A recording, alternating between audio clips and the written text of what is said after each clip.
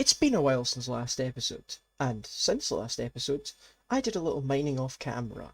And now you're probably thinking, a little mining off camera? That's just what YouTubers say when they've actually done a lot of mining and they've got piles and piles of diamonds. Well, I can tell you that you'd be wrong in that assumption. I did find a diamond. Yeah, one. Ow, that hurt. Like I was saying, I did find one diamond, but I mean, what am I going to do with one diamond? Make a jukebox? I did in fact find one good thing while I was mining, and that was a mob spawner, which I'm going to use to make an XP farm. And now you're probably thinking at this point, you're going to use the mob spawner for an XP farm? Well, it must be a skeleton spawner then, surely, right? Now I can see why the fact that I'm making this mob spawner into a farm would make you think it's a skeleton spawner, because, well, skeleton spawners are the best. You can get bones to speed up your farms, you can get arrows to shoot things, I guess. You could even get a good bow sometimes with good enchants on it. However, I did not find a skeleton spawner. See, what I found was a zombie spawner, but not just any zombie spawner, perhaps the worst zombie spawner ever. You see, it had no good loot. And now at this point, you're probably thinking, come on Jack, you can't say it had no good loot, everything's got something useful in it. But I really meant what I said. See, as per my usual luck, not only did I find a zombie spawner, but I found a zombie spawner with literally no chests. But regardless, if I'm going to continue to survive in this world, I'm going to need enchants. And if I'm going to need enchants, I'm going to need XP. And if I need XP, I need this zombie spawner.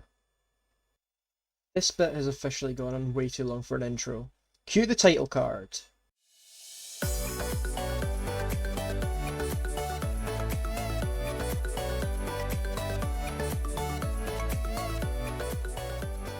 Welcome back everyone, sorry for the long wait since the last episode, but today I'm back and I'm going to be making that mob farm that I spoke about earlier. Now I have already done some of the work for it off camera since the last clip you saw. I've dug out a bit of the area around it to build it, and I've also started on some of the construction of it.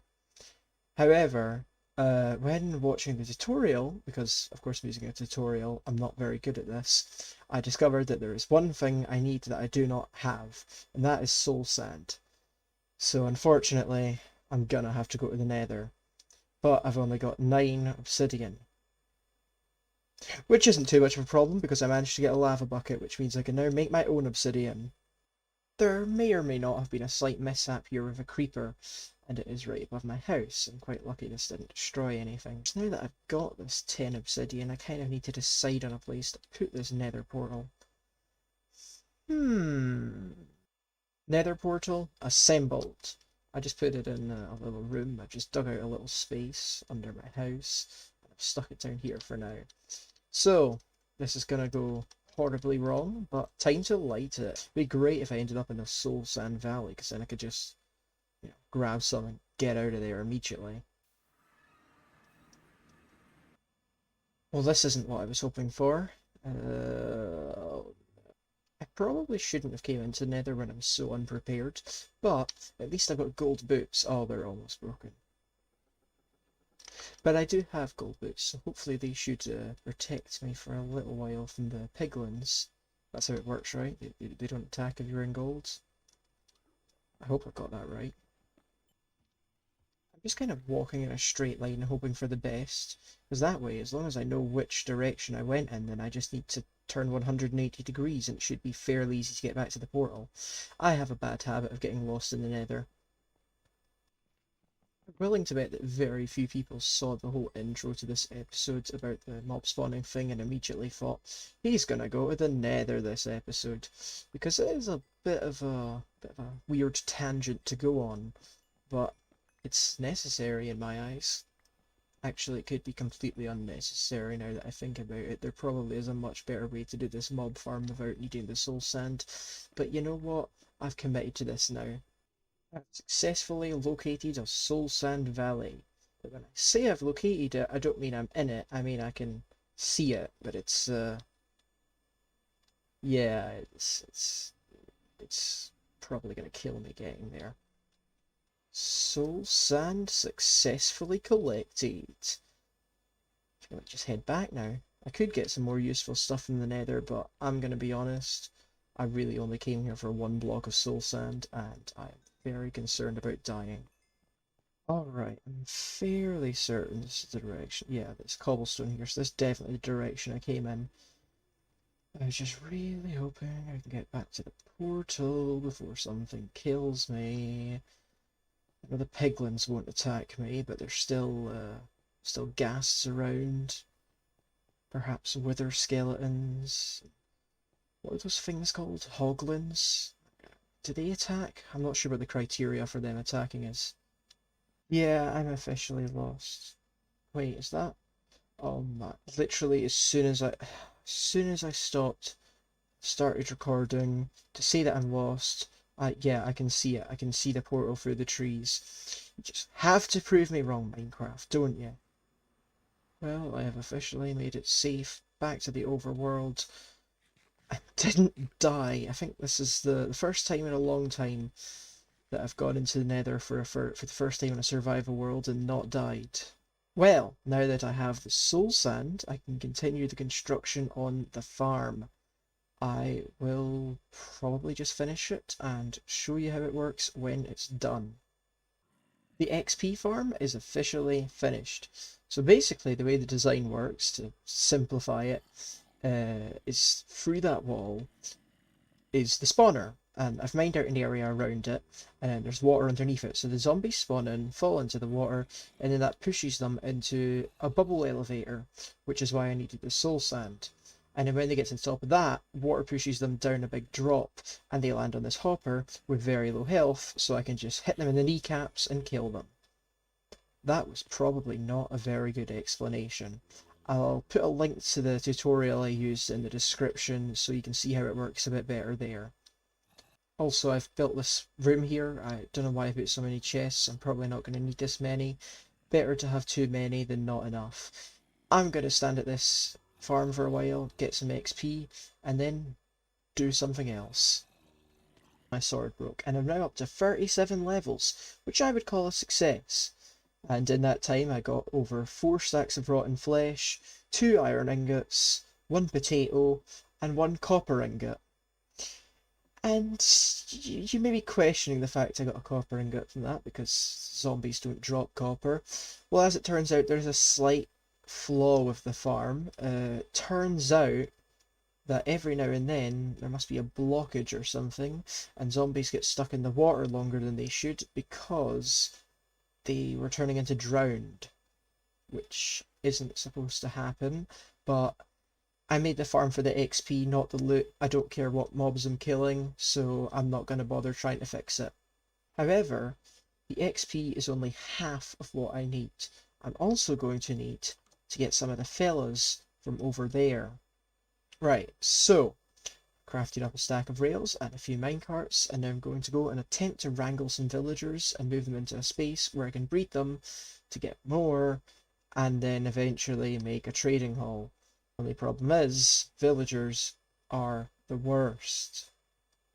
I have officially successfully captured 1 villager. I'm gonna need quite a few more. I had an idea, and well, I was going to say a funny idea. I'm not sure if it is a funny idea.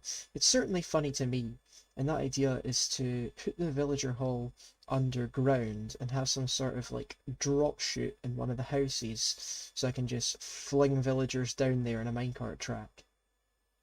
Alright, I have mined out a little area underneath, and now it's time to test this.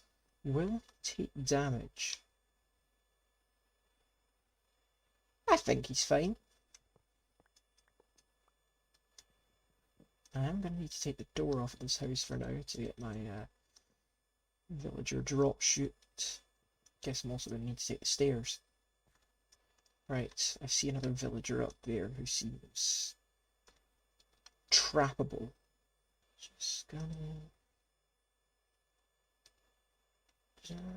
No! Just gonna put you in the minecart.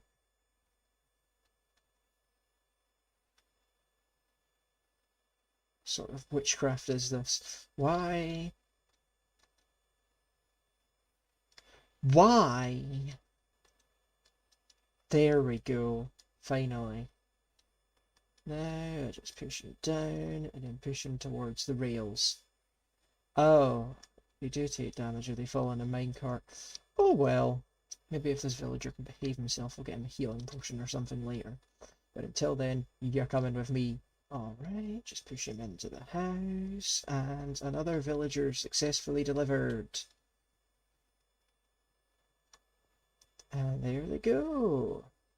There doesn't seem to be any other villagers around. There might be some up on top of the hill, because there is more village up there. But I don't see any down here. It's like as soon as I started capturing them, the others ran away. I don't technically need another villager. 2 is enough to start my empire, but a 3rd one would make things move along faster, and possibly a 4th one, maybe a 5th one as well, and a 6th, maybe even a 7th, maybe even an 8th, maybe even... Decided to quickly craft up some shears and grab some wool, because it's occurred to me I'm going to need beds for these villagers. At least I think that's how it works. I think you need beds in a villager breeder. I don't know how villagers are supposed to function, but there's one there. I'm going to nab him. Well, that was a very easy capture. Seems like that villager might have been the last one. That's the 3rd one I've caught, and there seems to be no more around. I'm sure there was a lot more than this before. I don't know where they all went. I guess all those villagers must have been killed. It's unfortunate, but I can always replace them. Aha! Another villager. And he's already in a hole. This should be easy. No. Don't walk away. Walk back. Walk that way. No. Oh, I spoke too soon. It's not easy. No.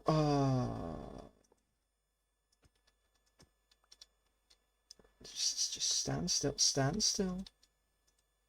There we go. Perfect. Right, this is probably going to be temporary, but I feel like I'm going to have to build some sort of structure to put a track for these guys on. I might get rid of it, then again I might not. Right, I don't have enough rails left, so I'm going to have to do this in kind of 2 stages. Stage 1 is to get into the section I built. Then I can take that away, build the next section, and put them on the next one. Right, I should probably move this guy down at first, since he's closest. Let's see if this works. Ah, that immediately did not work. Right, let's see if I can get him on the track. I said I'm gonna get him on the track. No. Get him on the track? Yeah, there we go.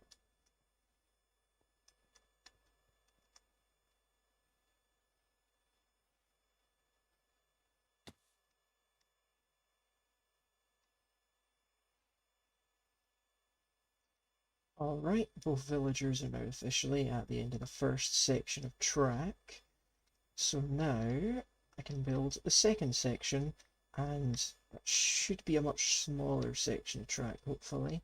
Just a little bit at the end to drop them onto the track in front of that house down there and get them inside. I'll admit there's a fair chance this villager doesn't survive this ride, but I'm too lazy to put a better infrastructure in for this little roller coaster. Let's see how it goes.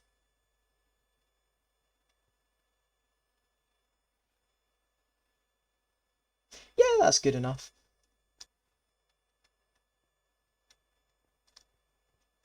Villager number 2, well, actually 4. Numbers have lost all meaning. Yay!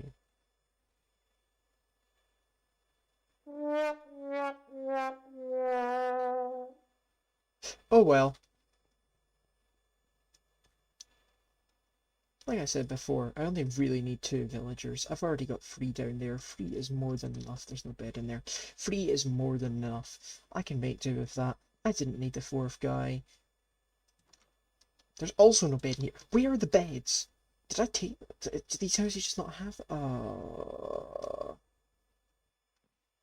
found a bed, and I slept in it. This guy has a funny hat. Time to send this fella into the... That's why he took damage, I think. I think it's if they land on a rail and continue moving, they don't. So was I just one block too far over or something? I don't understand how these work. Just go down the hole. Bye. The villager drop service should definitely not proceed for now. That's probably enough. Not to mention there is no more villagers in the area, which is unfortunate. By the way, you probably saw this little cobblestone structure in the background of some of the other shots. This is just my way to get into the villager area with these fellas. I need to try and build up a little bit in here where I can get them breeding. And I think I'm going to need bread for that, which I have none of.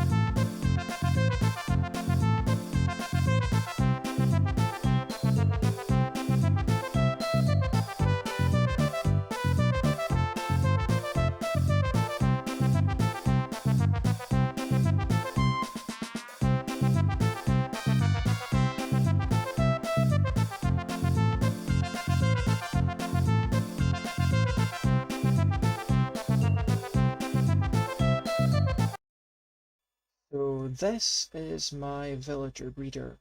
It is the exact opposite of the XP farm from earlier.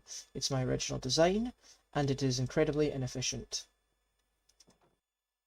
Boom, we officially have one villager in place. Decided to go for a farmer for the first one because, well, they're always just a good villager to start with. You can sell crops to them, get more emeralds, you can buy food from them. It's not a bad choice. Gonna leave it there for today. Next time we'll be expanding the villager hall, cleaning it up a bit, and hopefully getting some more villagers in here. But I will see you then. Leave a like on the video, subscribe to the channel, and stay tuned. Goodbye.